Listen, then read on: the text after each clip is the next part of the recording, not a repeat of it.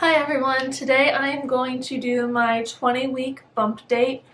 I'm actually 30 weeks today and 2 days, but I didn't have time last week to film and I forgot about it.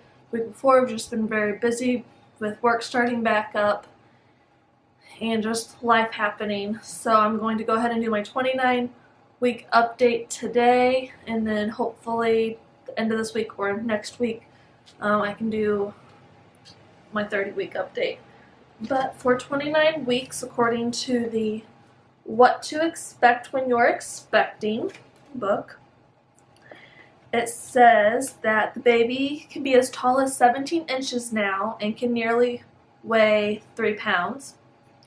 Though already pretty close within 3 inches or so of his or her ultimate birth length, baby still gains a lot of weight.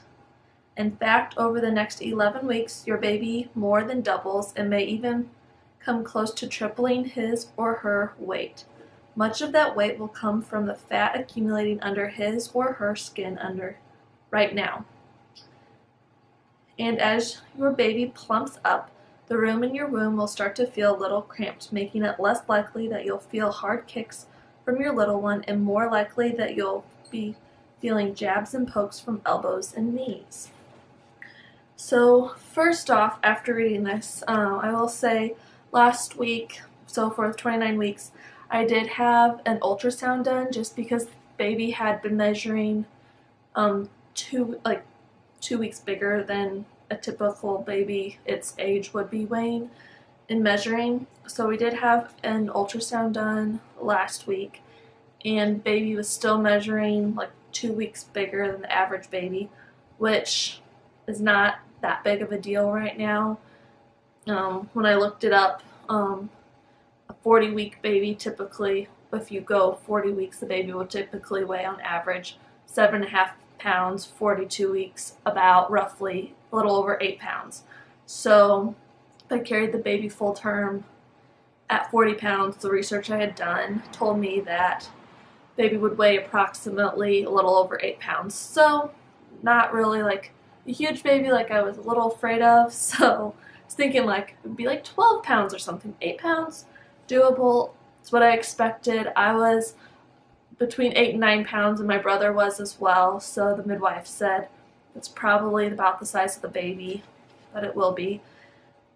And at the ultrasound, I did get to see the baby's mouth move, and it looked like it was eating, and the ultrasound technician said that it's probably like eating the amniotic fluid. So that was kind of fun. I got one picture and that was it, even though I told a little white lie and said that I didn't have many pictures yet. But she still only took one picture and it was of its foot, so that was a little disappointing just because my husband wasn't able to be there because he was at work. But I did get to see its face. It just wasn't in a great position, she said, for facial pictures, so she didn't take any. And I also had like a different technician than I've had the last 2 ultrasounds. I've had a total of 4 ultrasounds, and the second and third one I had the same lady. So just the other lady just didn't take as many pictures. I also took another blood test. I did a blood test this past week. I did 2. One of them was the glucose test, and I passed it, so I was really excited about that because I just never know. And then the second one was just a blood test. I forget what it was called, but my white blood cell count was high, so I have to get that checked again next week before my appointment that I'm going to have. The midwife is just thinking that maybe I'm getting sick or I am sick. My throat does hurt. I don't know if it's allergies or if I'm getting sick. I work at an elementary school and I have several students who are sick and they're just like coughing a lot. And so I very well might be getting sick or be kind of sick. I've been coughing a little bit. There's been like stuff in my throat. But going back to work and talking all day, my throat could be hurting because of that. So we're going to get that tested out. She didn't say if I'm not sick what that means, the white high blood high white blood cell count.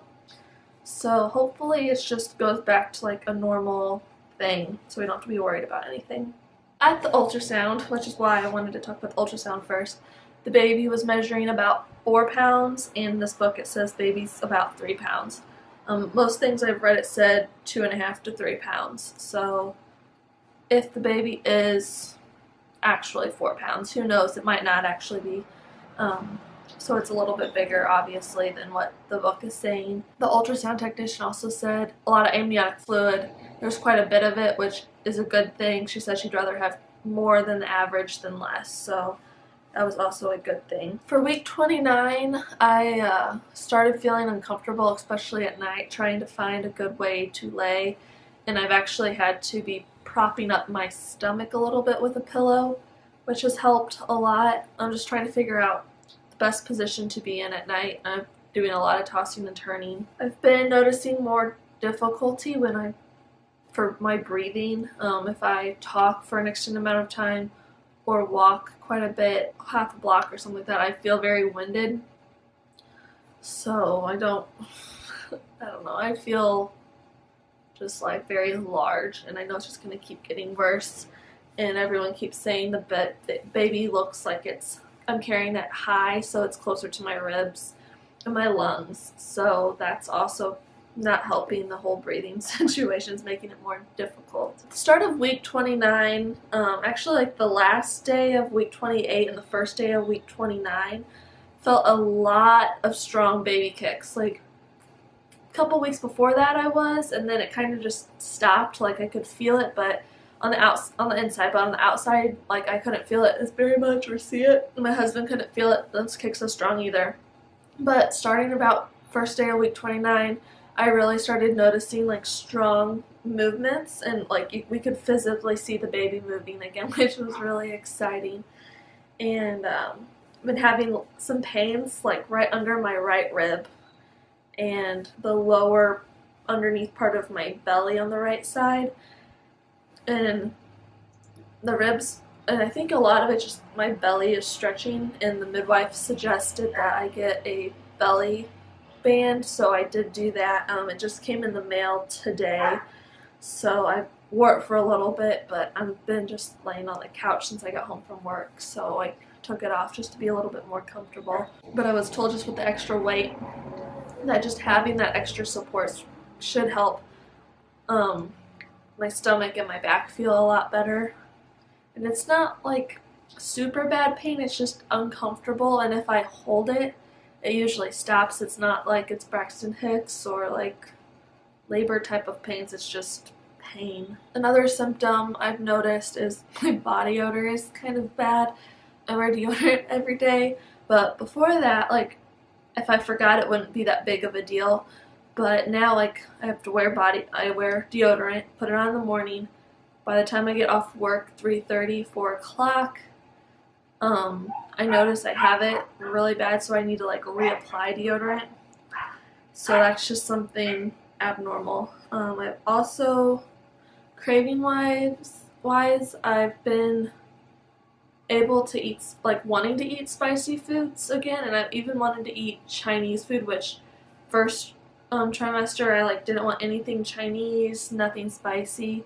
So I've been eating spicy stuff again. Haven't had Chinese yet, but I have had to like eat a lot of Tums when I do eat the spicy food. Another thing I've been craving has been ice water. Usually I'll just drink cold water from the sink, not a big deal, but I won't put any ice in it. But lately I've been wanting ice in my water, so I've been doing that.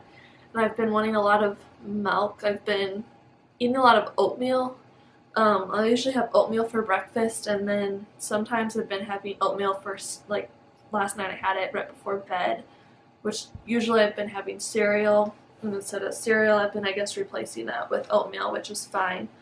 We just, I guess, ran out of milk for a few days, so I used the water instead of the milk when I made the oatmeal, and so I've just been still wanting oatmeal. It tastes good, and it's probably a lot healthier for me than cereal, so I just put milk, oatmeal.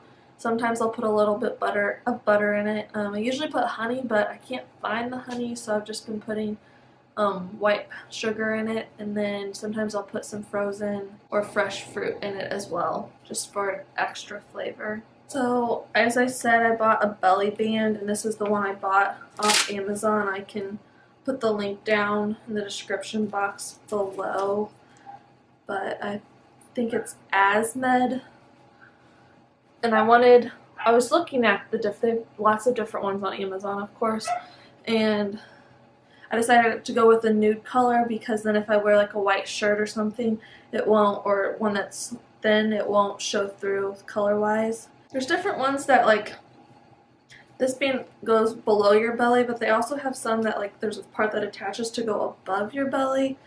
And I asked the midwife, like, if it mattered which one, and she said no. This one, you put this part on the front part of your stomach, and then put it around your belly and as tight as you want it, and then you just Velcro it. So it's pretty easy, and the Velcro is in the back, or like it's on my side for right now because I'm small enough still. And there's others that there's 2 Velcro spots, I think, and it goes on the side, or like the front the Velcro does. So that's just what I found. And it wasn't one of the cheapest ones, but it wasn't most expensive either. I just wanted one that looked kind of thin in the pictures. And some of the cheaper ones looked a little thick to me, and I didn't want anything that's really going to show through the fabric that I wear to work, clothes-wise. I also ran out of my belly oil that I've been putting on, the Palmer's oil, and so I couldn't find it again when I went to Walmart, and then when I went to Walgreens I couldn't find it either, but they had coconut oil formula with vitamin E at Walgreens, so I picked it up. The only thing, it says 24-hour moisture. It works fine. It keeps my belly from itching. I don't really think by putting something specifically on my belly that it's going to prevent stretch marks. It's just genetics from everything I've read. But it has like a really strong odor, so if you don't like the smell of cocoa butter, then you're not probably going to like this. But it's kind of thick, and it's not real oily. It soaks in pretty quickly. I've been liking the lotion so far. I also bought just a big tub of cocoa butter lotion. It says hand and body lotion from Walmart. I think it was like $2. I don't know, it's really cheap for like a big tub of it, and I've just been putting it on my arms and my legs and my back and my stomach and chest, usually about once a day, usually at night before I go to bed, just for extra moisture. And I figured, why not? And I need to get into the habit of putting lotion on just so my skin doesn't dry out real bad this winter, and hopefully it'll help a little bit with my skin as it's stretching. Here's a picture of the ultrasound, just the foot. I think you can see it, hopefully. That's the only picture I got, and even she like spelled stuff wrong. She spelled side wrong. She spelled it S-D-I-D-E. She put foot side of instead of side of foot. So that was a little not aggravating, but a little annoying that she didn't spell that correctly. But it's really not a big deal. But they were estimating that the baby was 3 pounds and 9 ounces. We'll see how big baby is whenever baby gets here, but right now it's that. Also, let's see what else has happened. We got the nursery done. Well, not like done, but we like redid the trim and installed different closet doors. So I'll have to have like a nursery tour once we get it all done. But it's coming along, so that's been really exciting. My husband worked really hard on his week off of work to get that done. He didn't really get anything else done. So I was very thankful that he did that because it needed to get done. So it's one less thing to have to worry about, and now when we buy stuff or receive gifts, we can put it in there, and I know we're not going to be doing any type of construction in that room at all. So that's been very nice.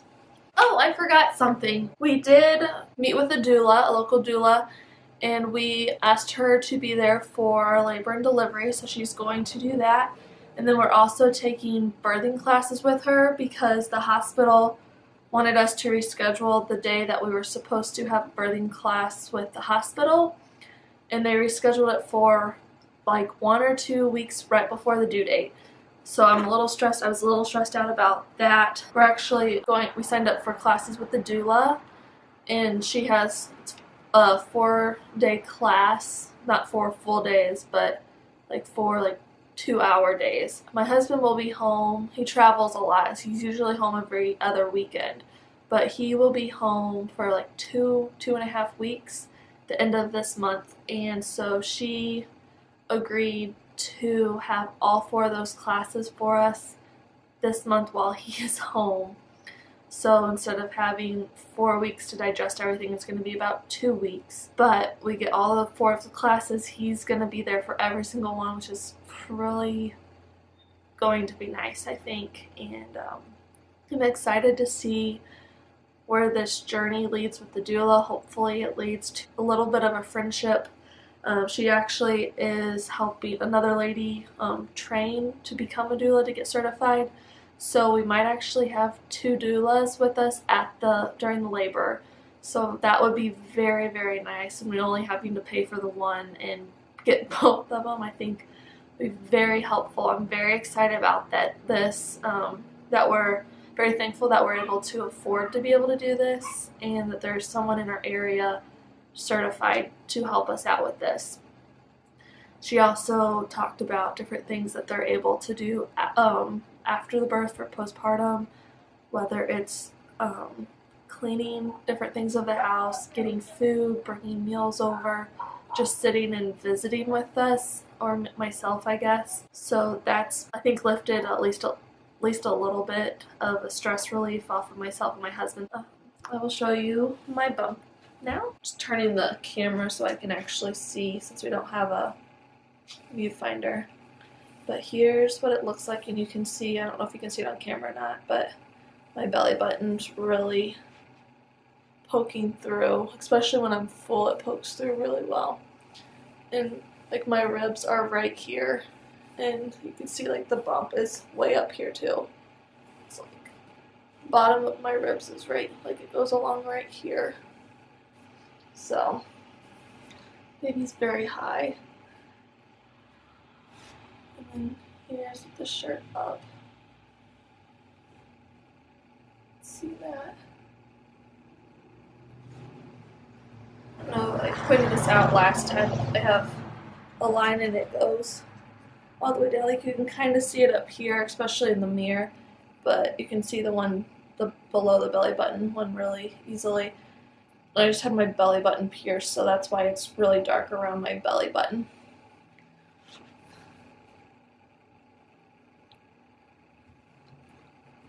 But that is it for my 29-week update. Thank you for watching, and I will see you next time.